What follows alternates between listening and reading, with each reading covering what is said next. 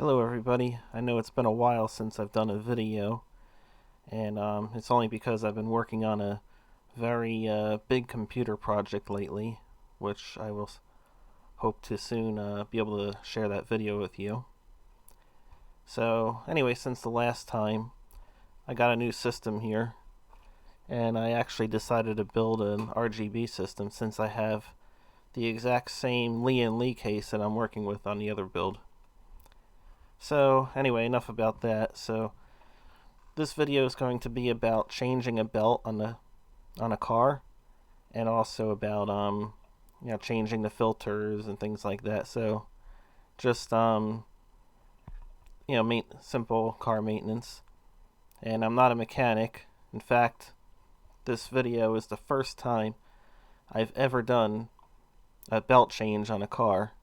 Filter changes I have done before. So anyway, let's get started here.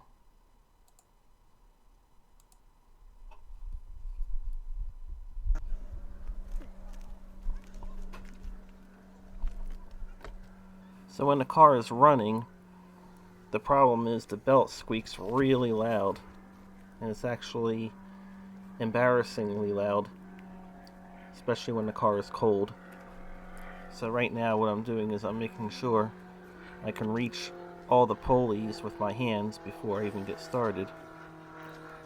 And it also helps to have a diagram to have with you, or take a picture of if you can get a good picture of how the belt is run around the pulleys.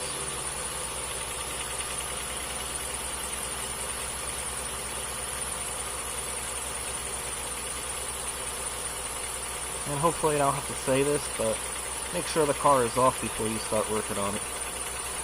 Just in case I did, but I don't think I do.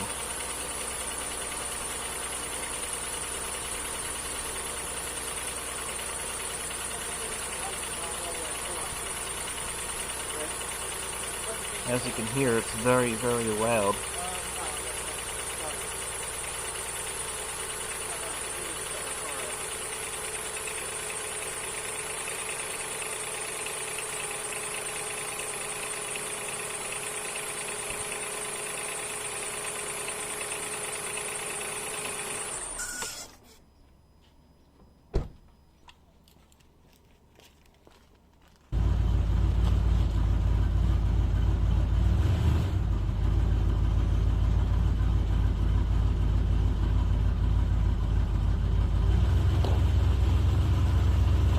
So at this point I'm just listening to see if the pulleys themselves are making any sound. But as I suspect, it is the belt.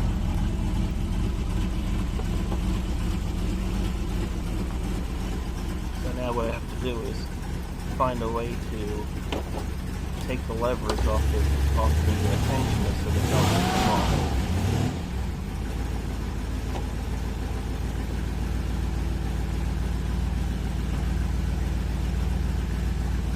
Looks like it's coming from underneath the car. That's because all the sauce is fucking rotted off. Put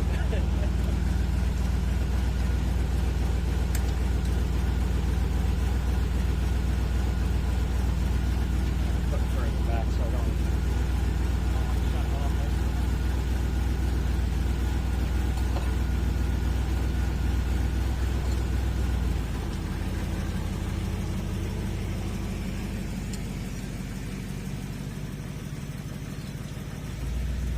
As you can see in the video, I'm going to hook the 2 wrenches together to give me more leverage.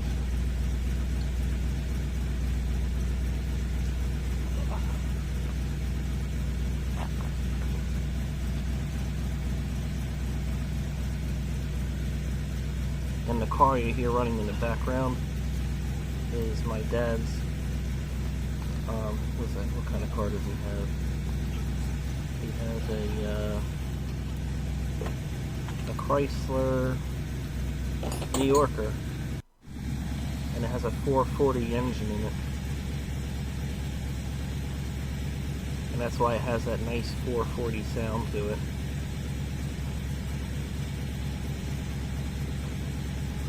So anyway, now that I got the belt off,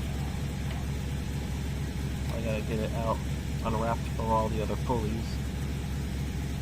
Unfortunately, I wish I had a better camera angle for you so you can see what I'm seeing, but there's really not much room to work with in there.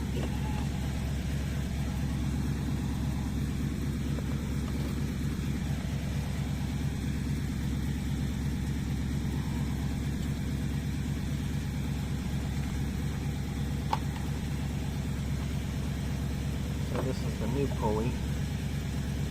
Of course, I have to try to straighten it out because of all the creases in it from it being in the package.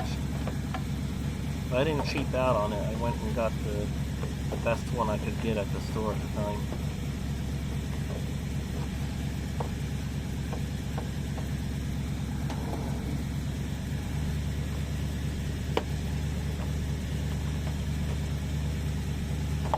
I know this is where the flow chart's going to come in handy.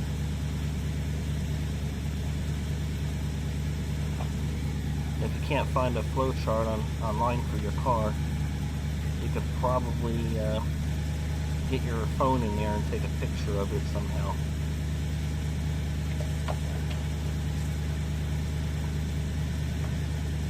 And if you're a professional mechanic, you probably don't even need the flow chart.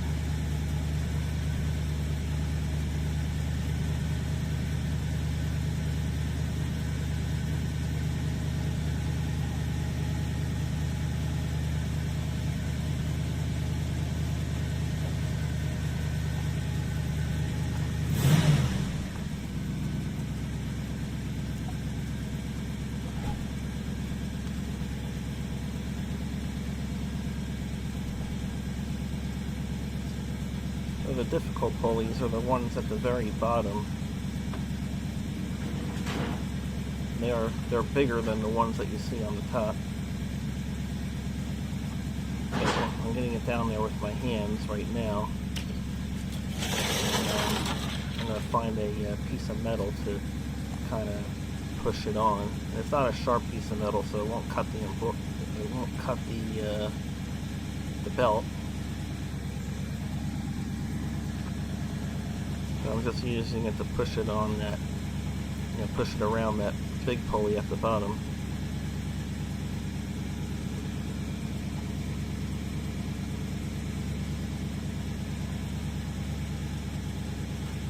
Actually, there's two pulleys at the bottom. There's one for the engine, and the other one is for the air conditioner compressor, which is towards the front.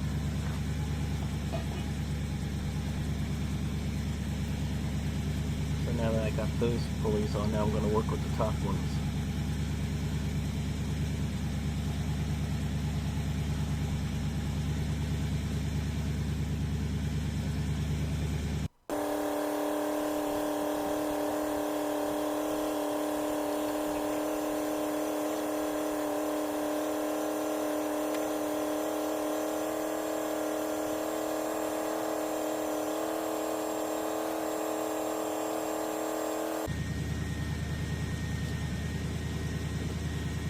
Alright, so now I got it around all the pulleys except for that last one that you see on the screen.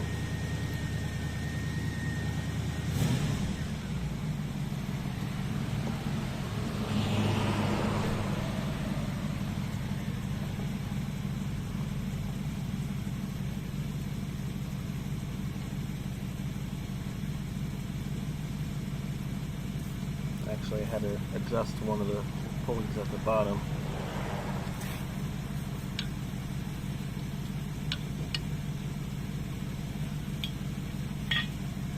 Holding the tension on the pulley so that way it doesn't fall off the bottom pulleys.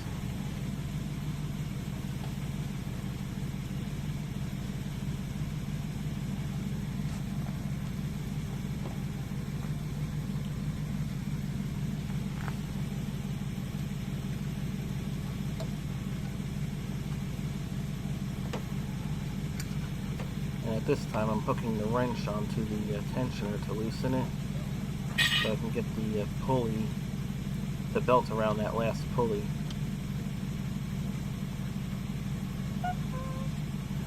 And while I'm doing that, I'm making sure that the belt doesn't fall off the bottom pulleys.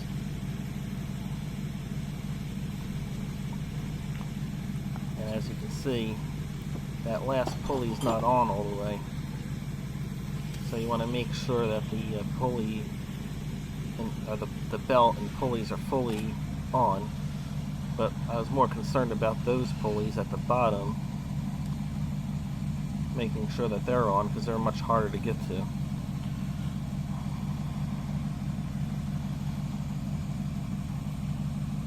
And now that I see that they're on all the way, I can then take care of that last pulley where the belt's not on correctly.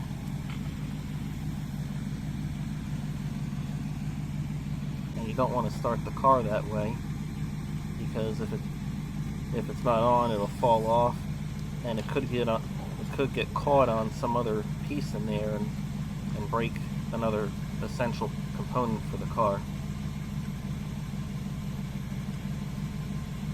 So now I'm just going to fix that last pulley there. Very lightly releasing the tension, and I'm pushing it on with my other hand. And now, as you can see, it's on all the way now. And I'm checking to make sure that the bottom ones didn't fall off when I adjusted that top one.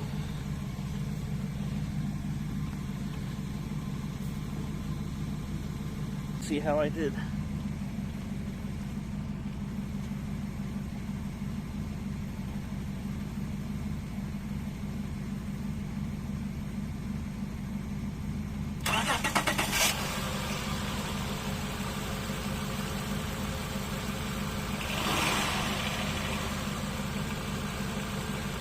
It already sounds a lot better. Well, it didn't go flying off, so I guess I did alright. Yeah. What, was this no squealing or? Yeah, this doesn't squeal anymore.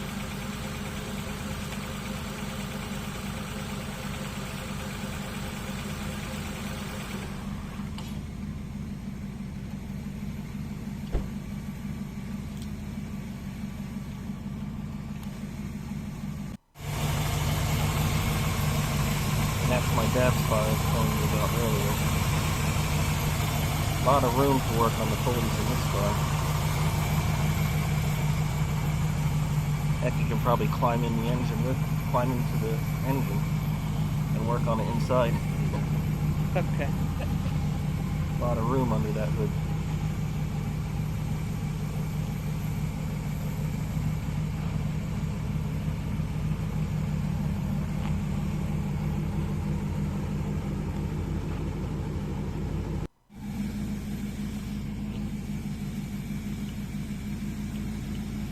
Just going to go ahead and clean off all that corrosion on the battery.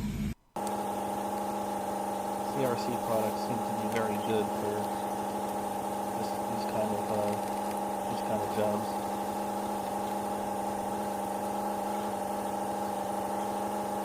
My favorite CRC product is the brake cleaning, because you can use that on many different parts for the car, and if you happen to own any firearms, they're actually good for cleaning the barrels of the guns. So the brake clean serves many purposes. Anyway, time for a chicken break.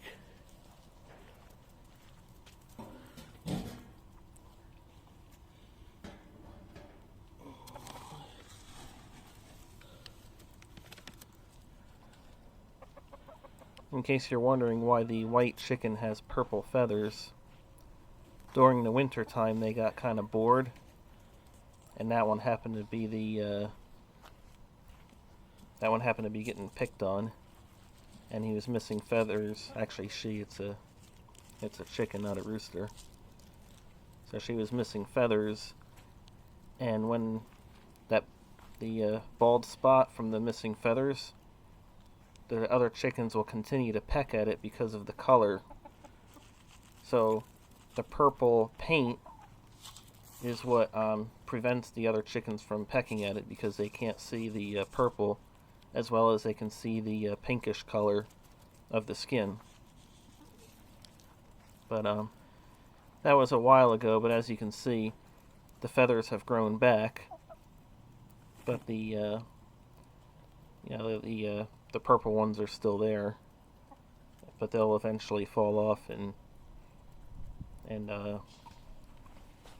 be gone. He's still a little skittish though around the other ones, but as time goes on, they'll be a good group again.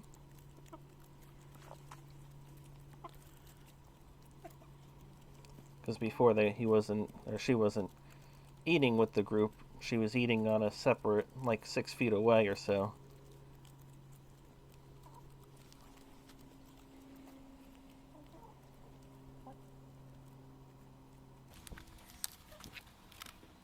Okay, now for the filter installation.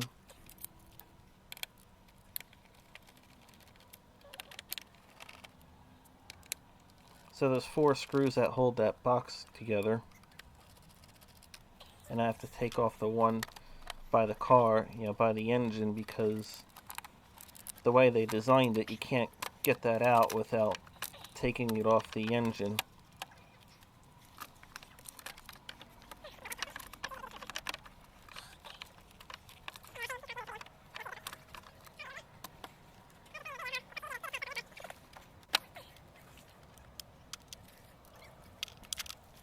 I suspect the vehicle manufacturers intentionally design the cars like this, so when people try to do it themselves, they get stuck and then they have to hire a mechanic.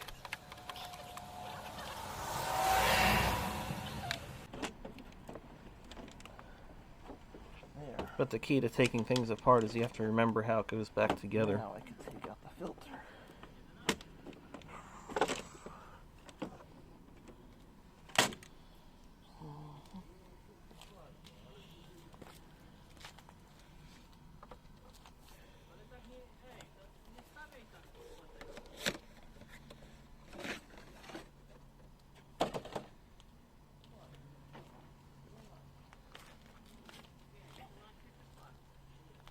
There's the new filter.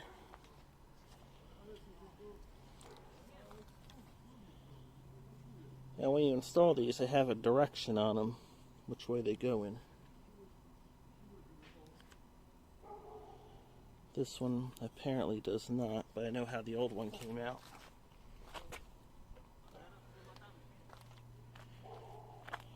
Alright, so this side's the top, and this side's the bottom.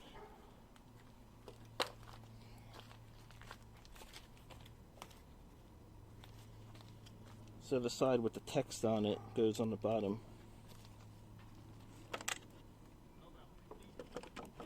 Now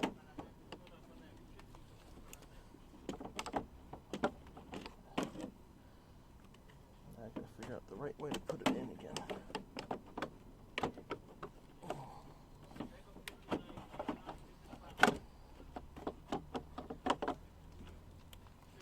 There we go. Alright, so now that we got the filter in here, I'll go ahead and put this back on.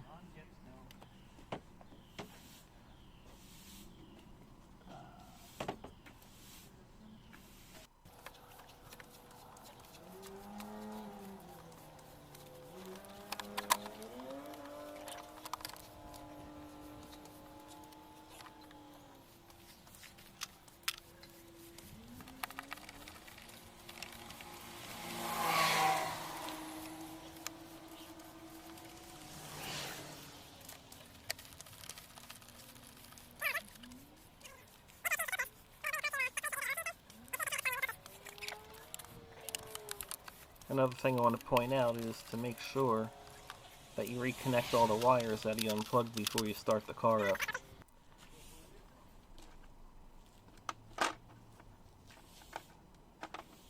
Because doing so will... Didn't want to leave that out.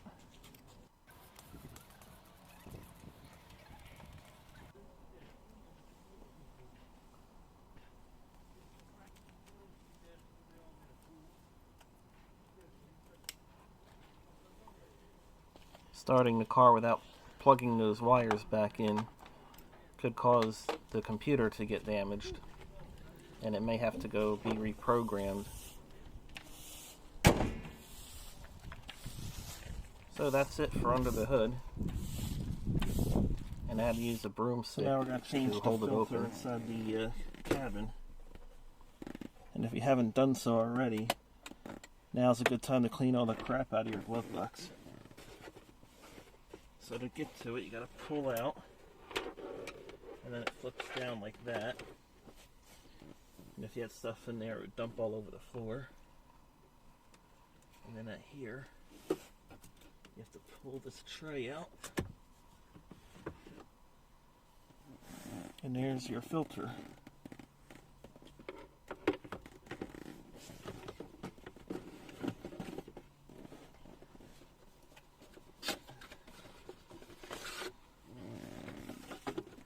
There's the new filter. Okay, this one has an airflow direction right there.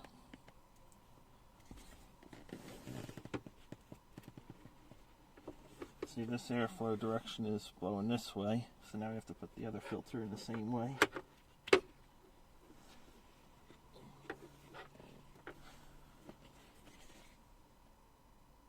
Okay. Let's try that way.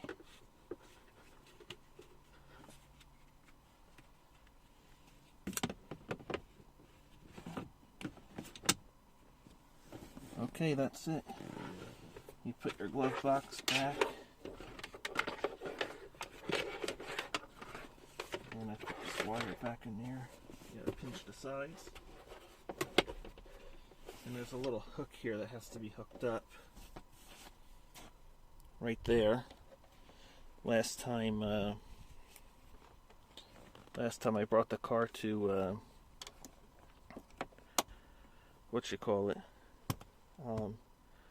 anyway, I brought the car to some place to change the oil, and they try to upsell you on a whole bunch of stuff, and of course I said no to it.